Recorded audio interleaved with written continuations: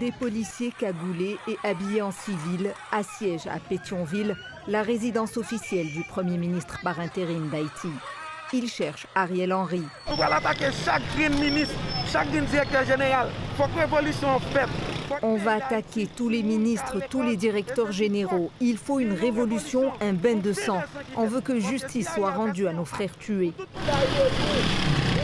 Leur colère a culminé après que 6 de leurs confrères ont été abattus hier et leurs corps nus exhibés dans la rue. Une autre provocation des gangs de rue qui avaient tué d'autres policiers la semaine passée. Ce qui a déclenché un mouvement de protestation et de colère au sein même de la police, qui trouvait qu'elle n'avait pas assez de support du commandement. Surtout que dans les deux cas, les policiers avaient demandé du renfort et ne l'avaient pas obtenu et ont été ainsi massacrés. Mais c'est à l'aéroport que le Premier ministre se trouvait. Alors ils sont allés l'accueillir. Des échauffourées ont éclaté entre la garde rapprochée d'Ariel Henry et les policiers. Des coups de feu retentissent, la situation est chaotique. Selon des médias locaux, le Premier ministre s'est réfugié dans les quartiers généraux de la police aéroportuaire avant d'être extrait vers une destination inconnue.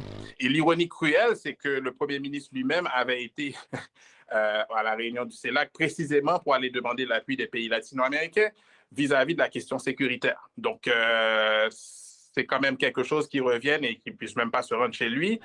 Les policiers frondeurs accusent les politiciens de connivence avec les groupes criminels.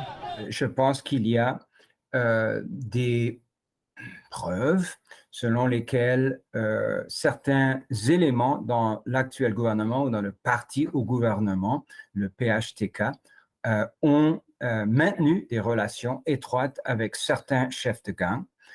Idem pour des sénateurs et des députés de l'opposition. Haïti vit une crise sur plusieurs fronts.